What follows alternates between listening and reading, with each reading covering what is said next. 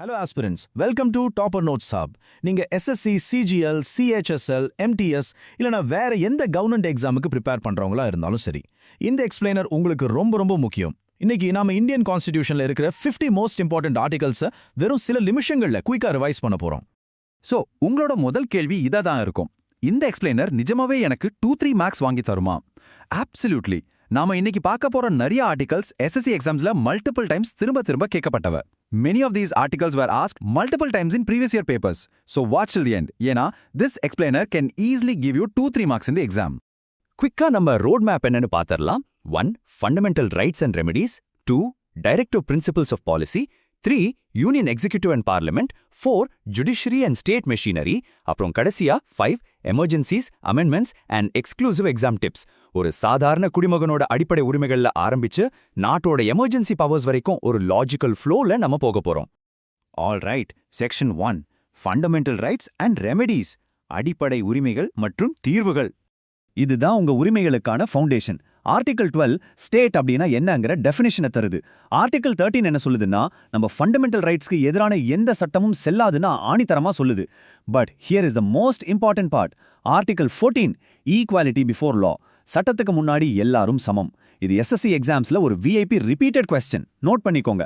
அடுத்து article 15 prohibition of discrimination. அதாவது சாதி, மத, இன அடிப்படையில எந்த பாகுபாடும் காட்டக்கூடாது. ஆர்டிகல் 16 பப்ளிக் எம்ப்ளாய்மெண்ட்ல எல்லாருக்கும் ஈக்வாலிட்டி ஆஃப் ஆப்பர்ச்சுனிட்டி கொடுக்குது. அப்புறம் சமூக நீதிக்கான மிக முக்கிய விதி ஆர்டிகல் 17 அபலிஷன் ஆஃப் அன்டச்சபிலிட்டி, அதாவது தீண்டாமை ஒழிப்பு. ஃபைனலா ஆர்டிகல் 18 அபலிஷன் ஆஃப் டைட்டில்ஸ். இந்த வரிசையை அப்படியே உங்க மைண்ட்ல லாக் பண்ணிக்கோங்க. ரைட். அடுத்து ஃப்ரீடம் ஆஃப் ரைட்ஸ் பத்தி பார்க்கலாம். இதுல ஆர்டிகல் 19 அப்புறம் 21 ரெண்டுமே அப்சல்யூட் மஸ்ட் நோஸ். எந்த எக்ஸாம் போனாலும் இதை கேட்காம இருக்க மாட்டாங்க. ஆர்டிகல் 19 உங்களுக்கு பேச்சுரிமை, ஆயுதம் இல்லாம கூடுற உரிமைன்னு ஒரு 6 சுதந்திரங்களை கொடுக்குது, அதாவது 6 ஃப்ரீடம்ஸ். ஆர்டிகல் 20 கன்விக்ஷன் ஃபார் ஒஃபென்சஸ்ல இருந்து ஒரு ப்ரொடெக்ஷன் கொடுக்குது. Article 21 right to life and personal liberty. இது ரொம்ப குரூஷியல்.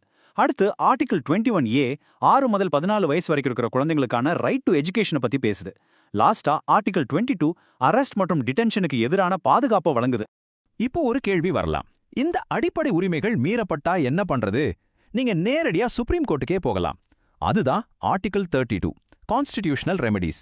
Doctor B.R. அம்பேத்கர் இத heart and soul of the constitution அப்படின்னு சொன்னாரு. இந்த கோர்ட்டை யாரு சொன்னா எந்த ஆர்டிகிள குறிக்குது அப்படிங்கிறது SSCல ரொம்ப காமனான ஒரு கொஸ்டின். சோ மனசுல ஆழமா பதிய வச்சுக்கோங்க. Moving on. Section 2 directive principles of state policy. அரசுக்கான வழிகாட்டு நெறிமுறைகள். இந்த டைரக்டிவ் பிரின்சிபல்ஸ் ஆர்டிகல் 36ல இருந்து 51 வரைக்கும் இருக்கு. ஆனா இதுல ஒரு 4 ஆர்டிகல்ஸை நீங்க கண்டிப்பா ஃபிங்கர் டிப்ஸ்ல வச்சிருக்கணும்.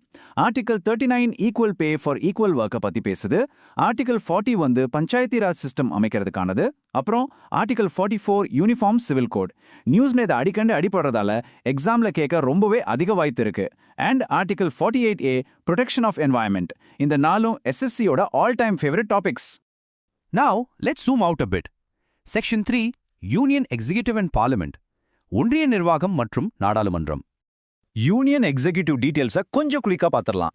Article 52 there shall be a president of India அப்படின்னு சொல்லுது. இது எக்ஸாம்ல அடிக்கடி வர்ற கேள்வி. Article 53 executive power of union பத்தி சொல்லுது. Article 54 election of president. அப்புறம் ஆர்டிகல் 61 இம்பீச்மெண்ட் ஆஃப் பிரசிடென்ட், அதாவது குடியரசுத் தலைவரை பதவியிலிருந்து நீக்கும் முறை. இதுவும் ரொம்ப முக்கியம். அடுத்து பாத்தீங்கன்னா ஆர்டிகல் 74 ஜனாதிபதிக்கு ஆலோசனை வழங்க ஒரு கவுன்சில் ஆஃப் மினிஸ்டர்ஸ் இருப்பாங்கன்னு சொல்லுது. மெனி டைம் ரிப்பீட்டட் கொஸ்டின் இது. Article 75 appointment of prime minister மற்றும் article 76 attorney general of India பத்தி சொல்லுது. இப்போ பார்லிமெண்ட். இதை ஞாபகம் வச்சுக்க ஒரு சின்ன ட்ரிக் இருக்கு. சர்லா அப்படிங்கிற வார்த்தையை நினைவில் வச்சுக்கோங்க.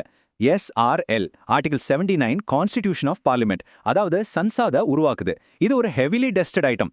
அதை தொடர்ந்து ஆர்டிகல் 80 ராஜ்யசபாவோட காம்போசிஷன், அப்புறம் ஆர்டிகல் 81 லோக்சபாவோட காம்போசிஷன். வரிசையா பாருங்க. 79, 80, 81. பார்லிமெண்ட், ராஜ்யசபா, லோக்சபா. இந்த நியூமெரிக்கல் சீக்வன்ஸை அப்படியே உங்க நினைவில் நிறுத்திக்கோங்க.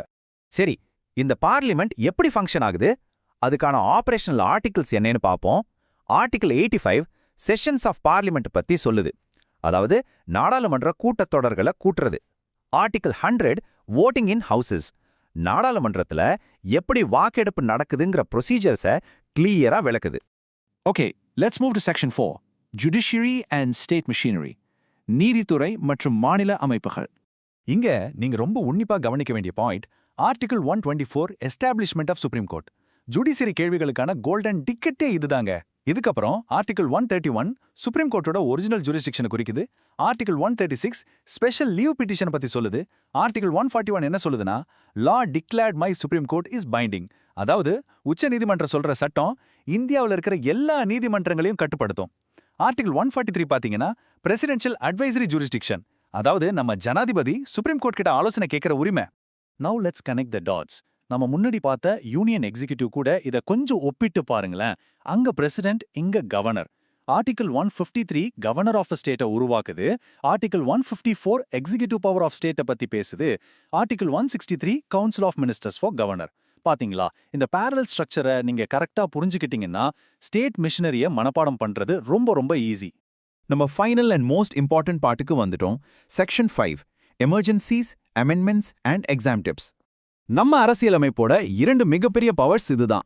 Article 352 national emergency and article 356 president's rule. உங்களுக்கு ஒன்னு தெரியுமா, இது ரெண்டும் எஸ்எஸ்சி எக்ஸாம்ஸ்ல கேரண்டீட் ரிப்பீட் கொஸ்டின்ஸ். இது ரெண்டுக்கும் நடுவுல இருக்கிற வித்தியாசத்தை நீங்க ஒருபோதும் கன்ஃபியூஸ் பண்ணிக்கவே கூடாது.